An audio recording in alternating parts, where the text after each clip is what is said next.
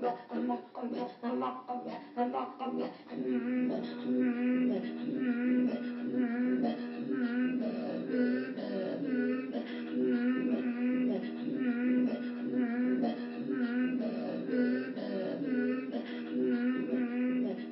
j'étais en train de faire le lien entre l'anthropologie et la biologie à travers la question inuit. J'avais suivi un cours de langue inuit d'ailleurs, dont je me rappelle une seule phrase. Agnasortivut, agnasorti, sangilak. Qu'est-ce que c'est? Mon tailleur n'est pas pauvre. C'est le professeur qui était un missionnaire qui avait traduit en inuit le manuel de Assimil. My tailor is rich. Mais en inuit, ça fait mon tailleur n'est pas pauvre. Parce qu'être riche, ça n'existe pas. C'est la seule phrase dont je me souviens des cours d'inuit que j'ai suivis. Ça vaut ce que ça vaut. Mais le passage de l'anthropologie de la biologie à l'anthropologie s'est fait par l'intermédiaire d'une discipline qu'on peut appeler l'anthropobiologique, l'anthropobiologie qu'on appelait autrefois l'anthropologie physique. Parce que finalement, après cette expérience dans le Nord, je suis allé travailler au cégep de Jonquière. L'année où c'est devenu cégep, c'était cours de philo, et c'était un collège classique, devenu cégep. J'avais le même âge que les étudiants et les étudiantes, puis j'allais leur donner des cours de biologie. C'est là que j'ai vraiment découvert que j'aimais l'enseignement. Parce que beaucoup de mes anciens étudiants de ces cours de biologie sont devenus aujourd'hui médecins, puis j'en ai rencontré quelques fois par-ci, par-là, qui se souviennent encore de mes cours, un peu exotiques pour eux, parce que j'avais des opossums dans de l'alcool que j'avais rapporté d'Amérique du Sud à travers la douane dans mon manteau. Enfin, toutes sortes de petits détails. Mais après cette année à Jonquière, j'avais décidé de poursuivre en génétique des populations. Là, je m'étais fait une idée que c'est ça qui m'intéressait. Et puis j'ai cherché qui faisait de la génétique des populations. Mais en médecine, ils en faisaient, mais je n'étais pas admissible dans leur programme. Puis c'était des études plutôt de laboratoire, analyse de groupes sanguins. Il n'y avait pas d'aspect social. Mais à Montréal, en anthropologie, ils avaient une section d'anthropologie physique assez extraordinaire, avec un paléontologue. Il y avait le docteur Jean Benoît, puis il y avait le docteur Jacques Gomila. Jacques Gomila, qui est un généticien médecin, puis Benoît, qui est un généticien, je dirais moins généticien, mais plus anthropologie médicale, mais il s'intéressait à tous ces domaines-là. Et je suis allé rencontrer Benoît, et puis oui, il a accepté de m'accepter dans son programme, à la condition que je fasse une année de recyclage en anthropologie générale avant de commencer l'année de maîtrise comme telle. Et le jour où j'ai commencé mes premiers cours, je me suis retrouvé avec 3 autres biologistes. Une dame, dont un que peut-être que tu connais, un monsieur Normand Tremblay, qui était médecin dans le nord du Québec chez les Inuits pendant des années. Normand a été en santé publique, il a été médecin et soigné les blessures par balle, mais il a été aussi santé publique, puis je ne sais pas s'il fait encore des contrats dans le nord du Québec avec les Inuits. Puis il y avait Jean-Claude Desmarais, un autre biologiste, qui a fait des textes très intéressants plus tard lors de sa maîtrise. Bon, et moi, on était 4 arrivants de sciences biologiques. Et les autres, c'était des étudiants d'anthropologie qui voulaient faire d'anthropologie physique, ce qui n'est pas pareil. Mais une chance que certains d'entre eux se sont spécialisés dans l'aspect de l'anthropologie physique qui traite de la démographie. Alors, l'anthropologie physique puis la génétique des populations, c'est de la démographie. Donc, il fallait faire les sciences démographiques. Puisque, quand une population se reproduit, la quantité de personnes qui naissent à la prochaine génération dépend d'une classe d'âge, de la pyramide des âges, etc. Donc, la base de la génétique des populations, c'est la démographie. On peut prendre des échantillons de matériaux physiques, des grandeurs, des statures, des échantillons de sang, enfin, whatnot, pour essayer ensuite de voir comment ces mesures-là se transmettent d'une génération à l'autre, ou d'un groupe à l'autre, parce que souvent, ce n'est pas la transmission entre générations qui compte, c'est le passage d'un lieu à un autre, la migration. Qui part? Si on est sur la Côte-Nord, on a un petit groupe de 25 familles, on décide d'aller au Saguenay Puis il se trouve que par hasard, dans nos familles, il y en a une de ces familles qui a une maladie héréditaire et qui s'en va s'installer dans un endroit, alors qu'elle est faible proportion dans la population d'origine, elle peut devenir haute proportion dans la nouvelle population, étant donné qu'il y a moins de monde, elle peut se répandre plus rapidement à travers les intermariages. Donc, la migration, ça devient quelque chose d'important. Donc, avec Benoît, on a eu cette formation, et Jacques Gomila, et Demetz, un paléontologue aussi. Et quand le temps de la maîtrise est arrivé, on m'avait proposé d'aller faire des échantillonnages sur le métissage. Jean-Benoît a écrit un livre sur le métissage à la Martinique. Alors, on m'avait proposé d'aller, pas compléter, mais faire une expérience nouvelle plus tard, une autre génération de recrues militaires, où ils ne peuvent pas dire non, où tu rentres à la clinique et ils se mettent debout, tu mesures, tu prends les échantillons, tu fais prendre les échantillons de sang par l'infirmière. Enfin, tu as tous les échantillons, mais ça ne me tentait vraiment pas de faire ça. Parce que l'idée du voyage de Rio-Kaura, Orénoque, Amazon, Guyane, était restée, c'est un obsédé, on va dire, dans la tête. Alors, j'ai demandé à Benoît si c'était possible pour moi de ne pas faire comme les autres. Les autres étant des anciens profs du département, Claude Barito, Huguette Dagenet, Lise Pilon. En fait, il y en a plusieurs qui ont passé dans cette formation ethnologie de la Caraïbe. L'Université de Montréal avait un centre de recherche sur la Caraïbe à la Martinique. Raymond Massé, professeur du département, était directeur de ce centre de recherche-là. Raymond était impliqué dans toute cette activité de Jean Benoît d'établir un centre de recherche de l'Université de Montréal en Martinique. Et donc, un centre de recherche qui permettait à plusieurs de nos étudiants de s'initier à l'anthropologie à travers la Martinique. Et c'était très important. C'était notre premier véritable... On pense à la Révolution tranquille. C'est la première génération d'anthropologues qui vont aller à l'étranger voir ce que c'est se frotter à une autre culture avec les instruments de l'époque. Les cours de Guy Dubreuil en psychologie, culture et personnalité, puis enfin toutes les bases d'anthropologie des années 60, alors fin 60. Alors, Benoît avait réussi à amener un paquet d'étudiants et me laisser, moi, libre d'aller en Guyane avec un projet d'anthropologie physique. Un projet d'anthropologie physique, c'était pour aller ramasser des échantillons sur une population amérindienne qui vivait à la frontière du côté français et du côté Suriname. Il y a un fleuve qui s'appelle le Maroni, puis il y a deux pays, un pays magnifique et extraordinaire dont on n'entend jamais parler, qui s'appelle le Suriname. Tout ce qu'il y a, lui, c'est de fournir la bauxite avec l'autre Guyane à nos usines ici. Sinon, le Suriname, c'est un pays fantastique. Et donc, je devais aller chez les Indiens Kalinia, à Walla, pour faire chercher des échantillons. On m'avait fourni un kit complet. Vous avez peut-être jamais vu des clés d'analyse de couleur de peau. La peau humaine est variable. Comment on fait? Il est très noir, il est très blanc, etc. Aujourd'hui, ou même à cette époque-là, mais nous, on n'avait pas ça, ça commençait, on peut utiliser un spectrophotomètre, d'envoyer une longueur d'onde sur la peau, l'appareil le reçoit, cette longueur d'onde-là qui est changée, et puis évidemment, avoir une lecture exacte de la densité de la mélanine dans la peau. Mais nous, on avait des espèces de tablettes en céramique, avec une céramique très noire, et toutes les jusqu'au blanc. Puis là, on comparait. Un peu comme quand tu vas chez Rona, puis que tu as la tablette de peinture. Mais aussi, il fallait mesurer la stature. Donc, ça prend une toise. Il fallait mesurer la longueur du nez. Ça prend une petite pince pour prendre la mesure, la largeur du nez, la largeur de la bouche, la longueur des oreilles, etc. Une pince pour avoir pince pour la crémage. En fait, une série d'appareils qu'on utilise encore régulièrement en éducation physique.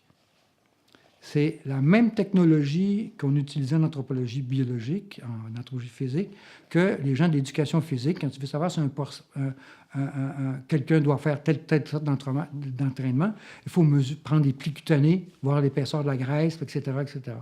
C'est sûr que moi, j'arrive avec mon sac à dos d'armée, avec tout ce truc-là dans le dos, et un magnétophone, que je vous montrerai tout à l'heure, qui est à peu près gros comme ça.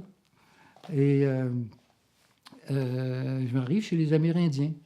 J'ai traversé la Guyane, je suis arrivé à Cayenne par l'avion du laitier, là, qui fait... on fait Montréal, Port-au-Prince, Port-au-Prince, Porto Rico, Porto Rico, Guadeloupe, Martinique, Curaçao, Paramaribo, Cayenne. En fait, on en a pour quasiment 24 heures avec les temps d'attente pour se rendre à Cayenne. J'arrive à Cayenne avec mon sac à dos. Je ne peux pas aller à l'hôtel. Il y a un hôtel à l'époque. Il y a 60 000 habitants dans la Guyane de l'époque. Il n'y a personne. C'est vaste. C'est la plus grande forêt d'Europe, la Guyane. Il faut le dire, hein? On arrive là, je ne savais pas où aller. Il y a quelqu'un qui me dit, va chez les sœurs à l'hôpital. Des fois, ils prêtent des chambres à des gens de passage. OK, j'arrive là. La sœur me permet d'aller dans un dortoir. Je m'installe dans le dortoir. Mon voisin de lit, c'est un malade. Il s'appelle Jean-Jacques. Mon nom à moi, c'est Jean-Jacques. Mais lui, c'était son nom de famille. C'était un Indien Galibi. On a fraternisé. Alors, il me dit, oui, bien, regarde, demain, je sors, je prends l'autobus, puis je m'en vais dans mon village.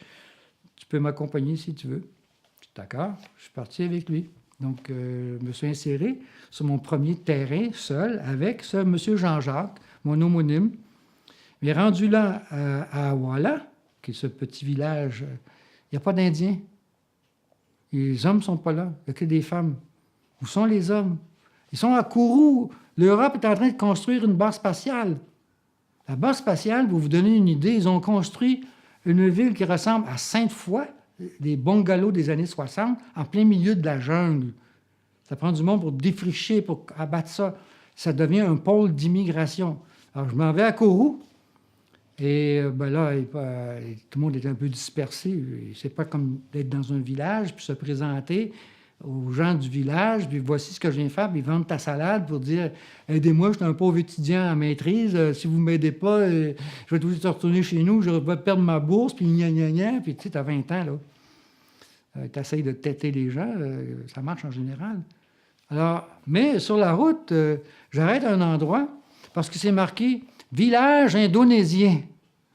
Je dis « Qu'est-ce que c'est que ça? » Je descends de l'autobus, j'arrive là, il y a un sentier, je me retrouve en plein Java, East Java.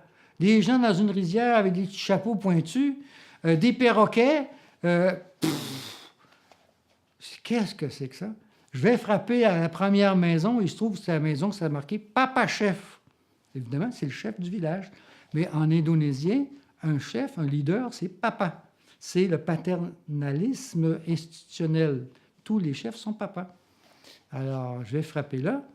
Là, je lui dis, je parle avec eux, lui et sa femme, puis il me regarde. Hein. Là, j'avais 500 $ dans ma poche. C'était ma bourse d'études que j'avais eue de Vera Rubin, qui est une grande institution boursière américaine. J'avais eu 500 $ de l'institution de Vera Rubin. Alors, je prends tout l'argent que j'ai et je lui donne. Tout. Je lui donne, je dis, je vais rester ici pendant un certain temps, est-ce que vous pouvez me loger? Il a pris l'argent, et puis il m'a amené en arrière, il y avait un shack, puis il m'a dit, tu peux t'installer là, puis il reste tant que tu veux. Là, j'ai passé mon été, tout mon terrain sur place, à faire de l'anthropologie physique d'abord, parce que j'avais ce projet avec... Benoît et d'autres, d'avoir des échantillonnages, parce que c'est assez important de savoir... Tu sais, l'une des recherches fondatrices de l'anthropologie, c'est par un de tes héros culturels, M. Franz Boas, fondateur de l'anthropologie des Inuits. Mais les premiers travaux de Franz Boas, c'était la lutte contre le racisme. Et comment il a fait la lutte contre le racisme? Bien, il a mesuré des immigrants asiatiques après la migration et avant la migration. C'est juste à prendre ceux qui mangent du cornflakes, les comparer avec ceux qui n'en mangent pas. Et il a trouvé que les Asiatiques ne sont pas tous petits. Ils grandissent quand ils arrivent aux États-Unis, puis qu'ils mangent le cornflakes, puis tout ce que tu veux. Donc, il a dit, attention, le racisme, c'est faux. C'est pas parce que tu es juif que tu dois avoir une barbe pointue. Tu peux l'enlever. Tu peux être autre chose dans ta vie. Et Franz Boas s'est servi beaucoup de cette étude-là, d'anthropologie physique, et moi, je la connaissais. C'est pour ça que j'ai pris sérieux l'anthropologie physique. Il y avait la possibilité de retombées médicales, mais à l'échelle où on travaillait, c'était une petite échelle, mais tu comprends vite que tu es un grain de sable dans un rouage avec d'autres anthropologues. Tu n'es pas le seul, tu vas faire ta petite affaire, puis les autres vont en faire plus, puis finalement, on va peut-être aboutir à avoir... Donc, mon idée, j'étais convaincu que l'anthropologie biologique, ça valait la peine, même si c'est regardé comme une entreprise coloniale, parce que ça a été fait dans le contexte colonial, un petit peu comme je vous disais tout à l'heure, la mesure des captifs militaires, mais en ethnologie aussi, ça se fait. Je connais des bons vieux marxistes français qui ont écrit des livres qui ont été lus et discutés et adulés ici à Laval et à Montréal, qui ont été écrits suite à des entrevues où le Parti communiste étant au pouvoir au Congo, on fait sortir les gens du village en rang pour répondre aux questions. Hein? Ça se fait aussi. Puis il y en a d'autres qui font presque pareil en sortant leur liasse de billets, mettant ça à la table pour dire, bon, maintenant, tu vas répondre à mes questions si tu veux toucher à ça. L'anthropologie coloniale, c'est aussi forcer l'autre à répondre. J'en ai vu des anthropologues qui préfèrent faire leur terrain sous forme de questions-réponses ultra rapides en ayant un article dans la tête. Il faut qu'ils répondent à telle question parce que c'est tel paragraphe dans mon article. Je l'ai vu de mes propres yeux, des anthropologues se comporter comme ça. Alors moi, j'étais naïf, là, je suis le naïf de première année d'anthropologie, les cultures, c'est ça. L'anthropologie, c'est pour sauver les cultures, hein? C'est pour essayer de les comprendre, c'est pour se critiquer, pour qu'on soit moins raciste. C'est ça l'anthropologie qui c'était pour moi. Donc, il faut vivre normalement, prendre son temps, puis pas nécessairement inonder les gens de questions, mais attendre que ça vienne par des conversations. Puis la conversation, l'échange, je pourrais vous expliquer comment Papa Chef m'a bouddhisé à ce moment-là, comment ça se passait. Mais j'ai mesuré tout le monde. Et il y avait Maria Tallenne, qui n'a pas aimé du tout son expérience parce que son père l'avait obligé, puis moi je ne savais pas qu'il l'avait obligé. Il voulait que je l'épouse. Il voulait que je revienne avec elle au Canada, sa fille. Il m'avait donné un képi que j'ai quelque part dans la maison. Et dans les doublures du képi, il y avait des épines de porc-épic. Dans la culture javanaise, le porc-épic, c'est magique. Lui-même était un porc-épic. Qui commande dans la jungle, dans son langage, le lion obéit au porc-épic. Il est petit, mais il est puissant. C'est un peu comme ici la moufette. Personne ne peut pas s'approcher d'une moufette, tu as beau être gros et fort. Le porc-épic, l'anecdote du porc-épic, c'est que ses épines sont magiques.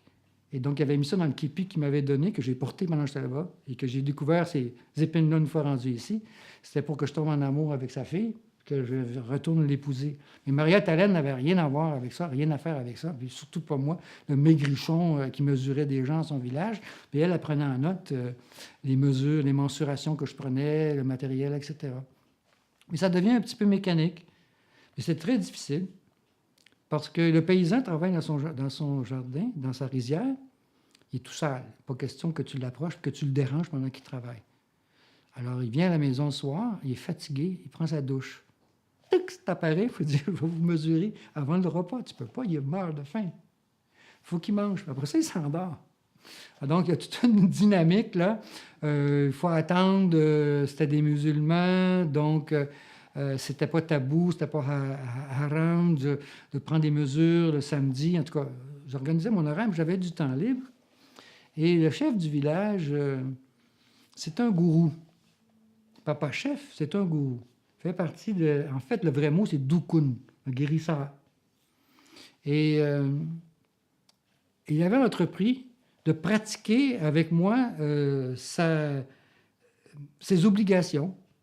Ces obligations, des obligations d'un gourou javanais de Central Java, qui sont hindous-bouddhistes, avec la tradition, comme il dit, la hadat, tradition musulmane, mélangée avec l'animisme. C'est un syncrétisme incroyable. C'est là que j'ai appris c'était quoi le syncrétisme avec eux. Hein? On part de Brahma, Vishnu, Shiva, et on saute à Bouddha, on saute au mauvais esprit, au culte des ancêtres. En fait, j'ai fait ma thèse de maîtrise avec tous ces matériaux-là. Et l'un de ses devoirs à lui, c'est de communiquer l'illumination. Son devoir bouddhiste, c'est communiquer l'illumination. J'ai appris à la différence de ce que j'ai vu quand je suis revenu, parce que quand je suis revenu, j'étais un peu... si j'étais allé en Inde, je me suis promené en dhoti, là. J'étais un peu javanisé. J'avais le pagne javanisé. Écoute, là, Hein? Jeune étudiant d'anthropologie qui arrive à Montréal, qui sort de l'Indonésie, bien, j'étais devenu native, en guillemets, comme ils disent. C'est devenu javanisé à l'os. Alors, il m'a enseigné le bouddhisme, mais son bouddhisme, pas les grandes études, de Bhagavad Gita, l'idée de base, de méditer en faisant tes activités quotidiennes. C'est ça l'idée. Alors, quand je suis revenu, je suis allé tout de suite voir les Hare Krishna, c'est quoi, puis toutes sortes de groupuscules qu'il y avait à Montréal, où il y avait peut-être d'autres bouddhistes ou je sais pas quoi, et eux, les méditants se mettaient devant un mur, c'est un peu genre tibétain, là. Les Javanais, c'est pas ça. C'est dans la quiétude eux, ils appellent Rukun, l'harmonie intérieure. Beaucoup de leurs activités consistent à établir l'harmonie intérieure. Ça veut dire ne pas être frustré en 2 mots. En 2 mots, le malheur de l'humain, c'est qu'il est fru. Puis quand tu es fru, tu es méchant, tu es impoli, etc. La première façon de ne pas être fru, c'est pas de rendre les autres frustrés. Pour ça, sois poli. L'étiquette est une chose majeure. C'est le bouddhisme javanais, peut-être qu'ailleurs aussi, je ne sais pas. Le bouddhisme javanais, l'étiquette, c'est majeur. La politesse. Et donc, ne pas transmettre aux autres tes frustrations pour pas qu'eux te transmettent leurs frustrations. Avoir cet équilibre, ce rukun. Leur rituel, le slametan, dont je parlais tout à l'heure, c'est un rituel qui vise à rétablir le rukun, l'harmonie entre les gens. Alors, papa il a commencé à m'enseigner ça le soir, puis quand lui, il n'y avait pas d'ouvrage aussi. Mais aussi, c'est à travers les activités quotidiennes que tu médites, en particulier en travaillant dans ces champs. Donc, j'ai appris qu'il traitait des gens qui venaient du Suriname, de sa réputation. Lui, il venait du Suriname. Il est né à Java, il est allé au Suriname. Il a mobilisé des familles pour qu'ils viennent en Guyane planter du riz à Sinnamary parce que le maire de Sinnamary voyait l'opportunité que la base spatiale apporterait. Il fallait manger du riz. Puis il n'y en avait pas en Guyane. Fait que ça y a pris des riziculteurs. Les Hollandais avaient fait des polders au Suriname, avaient fait venir les Javanais puis des Hindous. C'est des rizières partout. Il y en a maintenant beaucoup en Guyane, là. La Guyane s'est réveillée, puis ils ont investi dans des polders, puis ils ont fait venir des industriels de Guyana qui ont investi pour... Il y a des secteurs de la Guyane, tous les marécages que j'ai connus sont tous virés en rizière aujourd'hui. Mais là, avec Papa Chef, à petite échelle manuelle, couper les arbres, les abétis, faire le riz, tout ça pour... Alors lui, est encore bien connu au Suriname. Il faisait venir des gens du Suriname. Il les fait venir du Suriname. Souvent, d'autres connaissaient son pouvoir, ils venaient pour se faire traiter. Ils étaient mal. En général, des crises psychologiques quelconques. C'est fru. Il n'y avait pas de rukun. Alors, sa technique, s'il leur parlait, on peut parler pendant 1 heure le soir avec, mais il les faisait travailler. D'abord, il était nourri logé chez lui. Il faut aller nourrir les poules, il faut nettoyer le jardin, il faut planter des plants de scie. Bon, il a fait la même chose avec moi. Mais le samedi et le samedi et dimanche, il a ouvert devant chez lui une espèce de terrasse. Et il faisait des repas indonésiens pour les gens de la base spatiale qui s'ennuyaient à mourir, puis il n'y avait rien à faire, là. Donc, ils venaient chez les Javanais, puis ils ont développé un petit artisanat, empailler des petits caïmans que j'ai ici, on la chasse aux caïmans, attraper les bébés, les empailler et les vendre aux ingénieurs. Alors moi, ma job, c'était garçon de table. Les ingénieurs disaient « Mais il est bien blanc, votre garçon », parce qu'ils disaient « C'est mon gars ». Il dit « Oui, il y a des Indonésiens blancs, noirs et bruns, il y a toutes les couleurs ». Il disait « Papa, il est doré, lui, il est blanc ». Et je vous raconterai le slamétan tout à l'heure.